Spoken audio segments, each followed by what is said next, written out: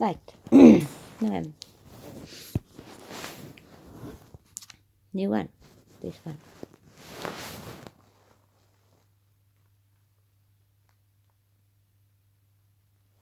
Correct? See picture? This one I'm trying to read. Number 2.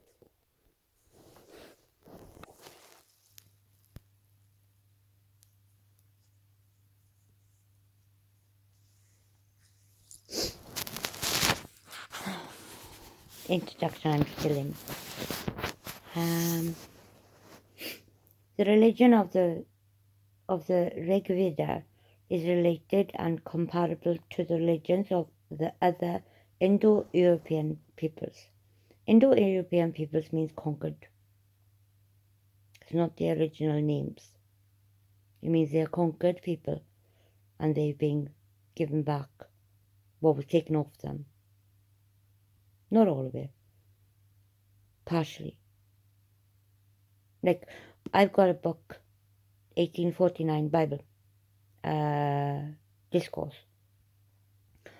And in it, don't forget now, he's wrote by a priest of Bible book. And what he done was he showed the original, not the original, he showed the authorized only version of the Bible. But he also showed in some parts the actual priest book. The priest book is the opposite. Whereas what we read as public is positive. The actual paragraph the priest reads for that part is a negative. Just so you know. So that's why we're not given the whole book. Because it's a negative the priest is reading, and you're reading the positive, the authorized version. The same with all the religions. Just being given back to you. Worldwide is Indo-European peoples, because worldwide peoples is already conquered at some point in history, and your greats, grandpas, and your fathers, and your brothers and elders, and your religious leaders and your governments all been murdered in history. And then the conquerors give you back your history. That's how it works. That's what Indo-European peoples mean. Don't mean you're indigenous. It means you're a conquered people, and the conquered people are giving you information when you're young. Right. Start again. The religion of the Rig Veda is related and comparable to the religions of the other Indo-European peoples. These are Greek and Rome, for example. The Greece and Rome was 800 BC. Aristotle was 522 AD. The crucifixion of Jesus, or, that's according to the Matthew, Mark, Luke and John, the crucifixion on a cross. The nailed to a tree for heresy is John Epistles. John of Patmos, the leader of the religious churches of Asia. He said nailed to a tree for heresy. Jesus was. That was in 0 AD. See? So the AD calendar is from the day Jesus was either nailed to a tree or nailed to a cross, depending on if you listen to the Matthew, Mark, Luke and John, or if you listen to John the Baptist, who was John of Patmos, whose father was a Zadok priest, who told them to name him John. That's who John of Patmos is. That's who wrote Revelations. That's who done the epistles of John. That's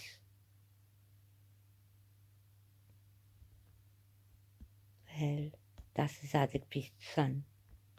And he still wore his camel sacrifice. The back room of Zadok priest's temple. Same as his father did when he told him to name him John. In 95 AD. and he died, supposedly. Anyway, comparable to the religions of other Indo-European peoples, those of Greece and Rome, for example. It starts by being polytheistic, multiple gods, but does not develop into the modified monotheism, singular god, that we find in Greece and Rome, with one god, Zeus or Jupiter. Now, in 380 AD, there's a priest called Zeus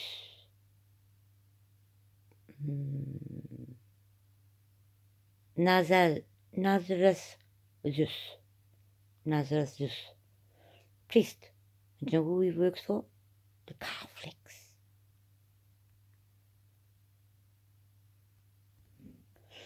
So, that's in 380 AD. He wrote ancient Aramaic. He also wrote your cosmology. Just so you understand. From before AD.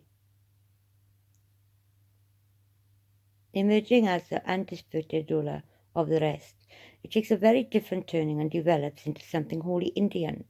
Not American Indian, but Bangladesh, in like that part of the world, Indian. Even though that's not their name, they call themselves something else. Very different turning and develops into something wholly Indian, something quite different from the religion of any of the other Indo-European peoples. None of the gods, not even Indra, to whom nearly a quarter of the hymns of the Rig Veda are dedicated, ever reaches the supreme distinction of being the undisputed king of gods and men. Rather, they tend to coalesce the one into the other, and in so doing they lose their identity, and indeed their relevance. The supreme principle is felt to be one. It does not matter very much what you call it. The supreme principle is felt to be one, and it does not matter very much what you call it. They call it Indra, Mitra, Varuna, fire, or again, it is the celestial bird, Garudamat. What is but one the wise call, by manifold names, they call it fire, Yamaha, how that spike. Meta, Mota. This is one, Rigveda 1, CRX1, V. Page 46. At the end of the Rigveda period, then the gods lose their importance. And new functional deities appear, whose names describe the creative function they had to perform. Thus we have Prajapati, lord of creatures, who becomes the creator god par excellence.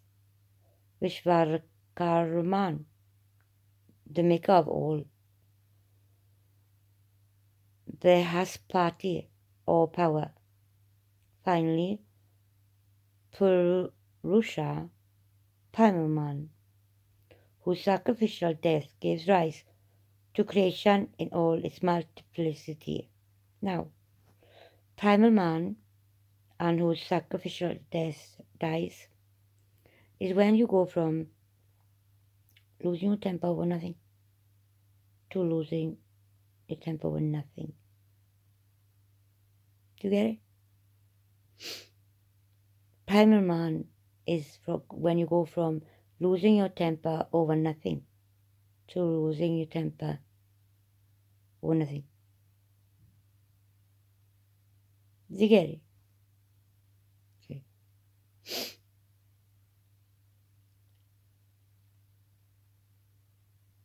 nothing is important enough to lose your temper about.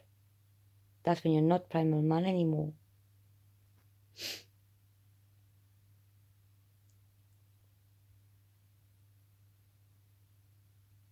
Night and power. And finally, Purusha, primal man, whose sacrificial death gives rise to creation in all its multiplicity. It is these new gods and the hymns dedicated to them which appear in the 10th and last book of the Rigveda that point forward to the pantheistic monoism that is so characteristic of the Upanishads and Hinduism, right up to the present day, is pervaded by their spirit.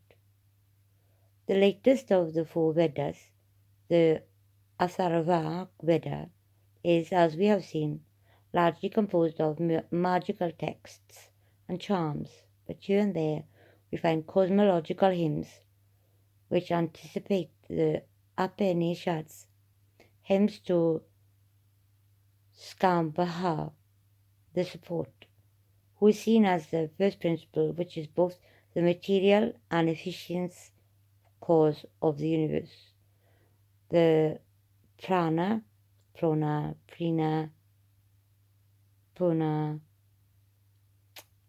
the breath of life, to work the word, and so on. 4 of these, though thoroughly obscure in places, we have included in this collection. From the Rigveda itself, apart from the seminal hymns devoted to the new functional gods, we have included only 3, and these again because they look forward to the Hindu future rather than back to the Indo-European past. So in other words, they want to forget about when the English came and took over everything and then wrecked everything of theirs and then give it all back to them. Because the Indo-European past is when the English went and controlled India.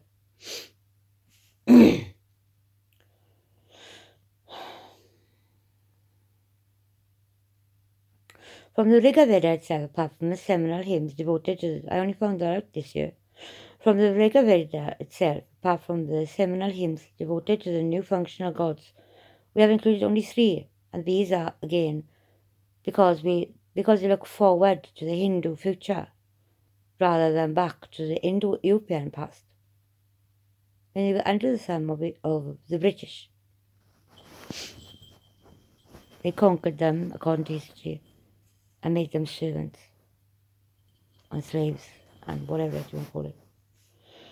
The first hymn to the sky god Varuna is included because it anticipates 2 ideas that will later to become important: the cosmic tree with its roots in heaven and the fetters of sin from which the god is implored to release his devotee. These fetters reappeared in the Svetasvatara Upanishad, page 203 to 217. But there they are no longer the fetters of sin, but the fetters of human life itself, from which the suppliant seeks to be freed. And the god is no longer Varuna, but Rudraviva, Ziva, who by this time, and by a process that is anything but clear, has risen from the status of a quite minor deity to that of supreme preeminence. He had become the supreme being, creator and sustainer of the universe.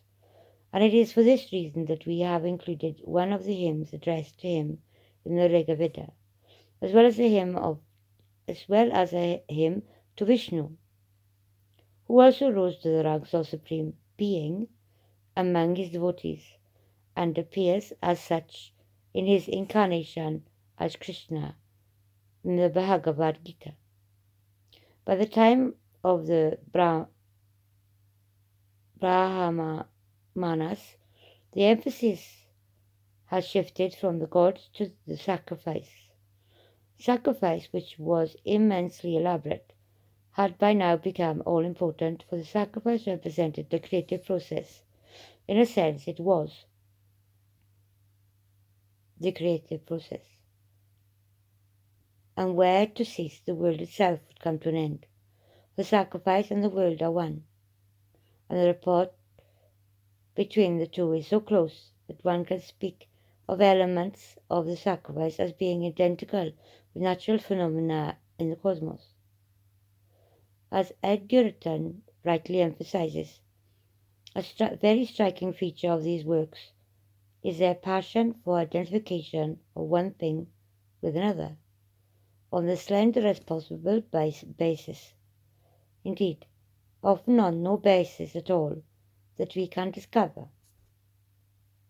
Is the bit page 21.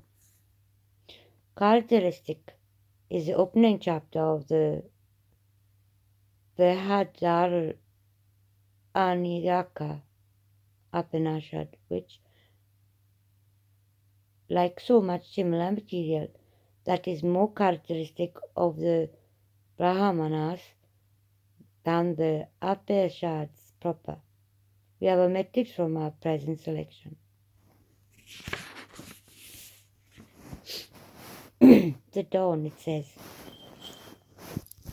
The dawn, it says, is the head of the sacrificial horse. The sun its eyes, the wind its breath, universe fire its mouth. The air is the self of the sacrificial horse, the sky its back, the atmosphere its belly, and so on. These identifications, endless repeated, endless varied, though they seem grotesque to us, are nevertheless the background against which the pantheistic monism of the Upanishads must be seen. The Upanishads has been pointed out time and again that the basic doctrine of the Upanishads is the identification of Brahman with Atman, that is, of the changeless essence that upholds the universe. For Brahman, the sacred word and power, had by now come to mean this, with the same changeless essence that indwells the human spirit. This identification is rarely complete, and it would be quite false to ascribe to the Upanishads as a whole the later absolute monism of Sankara and his school, according to which Brahmadatma alone exists as a phenomenal world and empirical lives as ordinarily lived by men and women are. From the absolute point of view, illusory imagination, the Maya,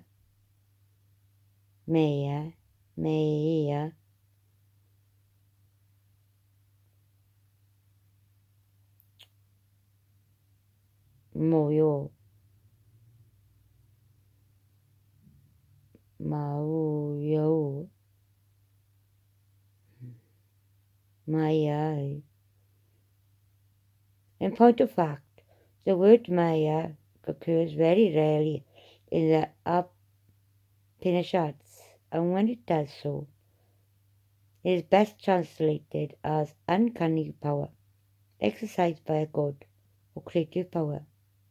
Indeed, in one passage, page 211, it is roundly identified with nature, which is real enough, though eternally changing, as against Brahman, which, being absolutely real, is changeless being.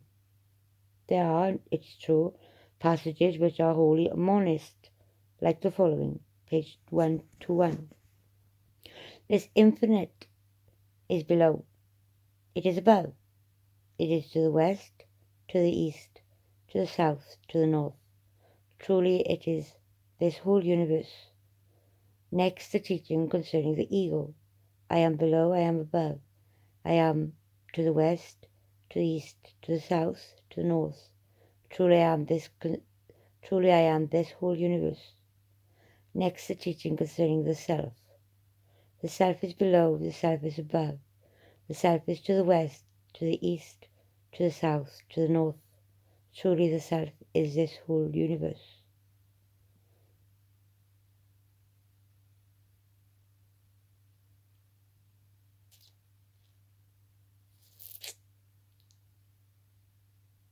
Now this may not sound particularly sensible to the modern mind, but it does express what so-called nature mystics experience and try to describe. The barrier between subject and object seems magically to melt away. An experiencer experienced and the thing experienced seem to merge into one single whole. The one indwelling the human spirit realizes its own identity with the same one which is the unchanging ground of the phenomenal world outside. This is the lesson tirelessly rammed home in the Upanishads. It is an expression of something that cannot be logically formulated, that can only be hinted at in paradox. Unmoving, one, swifter than thought. The gods could not seize hold of it as it sped before them. Standing, it overtakes all others as they run.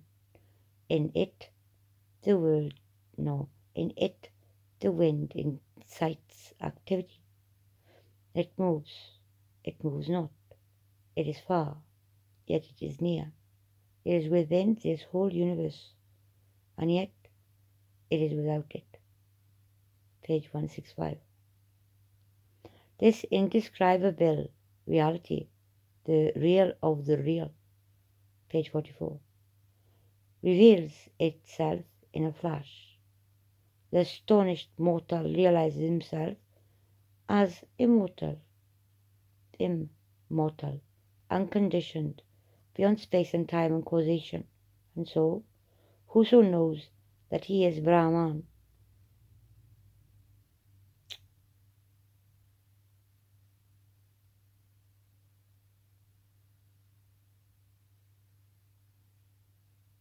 becomes this whole universe. Universe. Verse is a song. And verse means worship. Even the gods have not the power to cause him to unbe, for he becomes their own self. To become Brahman is to merge into to become Brahman is to merge into infinite being, in which all sense of ego, all sense of separate individuality is lost. As rivers flowing downwards find their home in the ocean, leaving name and form behind, so does the man who knows from name and form released, draw near to the divine person who is beyond the beyond. Page 192. Who is this divine person? The idea first appears in a late hymn of the Rigveda, page 8, where creation is depicted as the dismemberment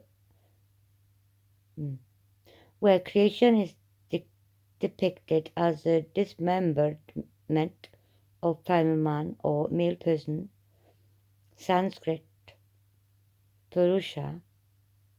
He is the one and the all, but he is not just the sum total of the universe together with the spirit that pervades it, for all beings form a quarter of him. 3/4 are the immortal in heaven. Page 9. Person, Brahman, which I have nearly always left untranslated, and Atman, self,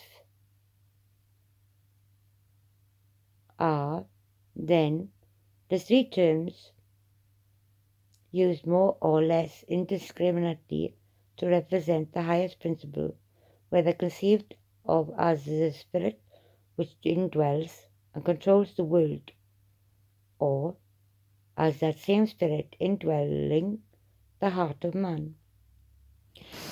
Is this spirit a person God? No. Is this spirit a personal God or an impersonal absolute? In the Upanishads, it is both. It is an ocean into which the soul merges when it is released from the bondage of this life, a fire from which the phenomenal world emerges like sparks, but it is also the inner controller, Lord, King, and God. As the imperishable, they can only be described as negatives. Oh, as the imperishable, it can only be described by negatives, but it is at the behest of this same imperishable that sky and earth are held apart and so abide. Page 56. It is, in fact, what we in the West understand by God, both in his unfathomable timelessness from which all words must recoil, and in his creative activity.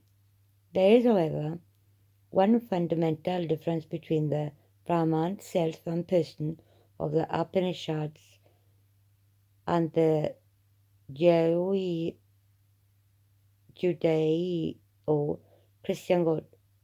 In Hinduism, there is no creator, el nihilo ex nihilo. God or Brahman is always the material as well as the efficient cause of creation. He emanates the universe out of his own substance and then re-enters it as its indwelling spirit. Hence, I have, as far as possible, avoided the words create and creator, as these might make a false impression.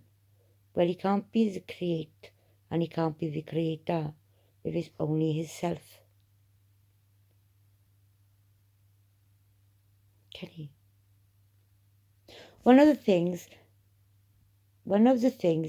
because they say God created everything.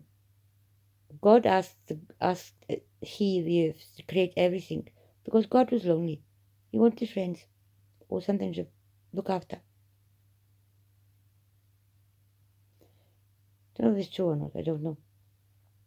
One of the things in the Upanishads that might strike the reader as odd, so he's not a creator and he's not the created, and he hasn't created it. He can't create, creator, and be created.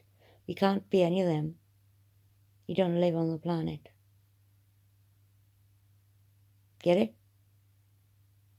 It says there. He emanates the universe out of his own substance and then re-enters it as its indwelling spirit.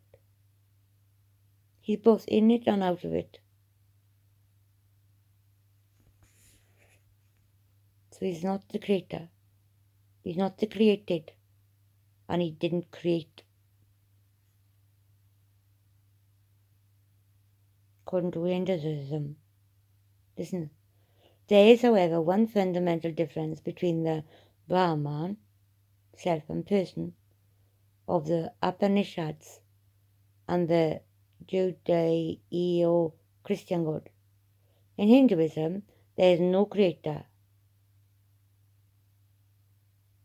Ex nihilo. God or Brahma is always the material world and self of the human body, maybe, and the animals and the wind and the rain and everything else.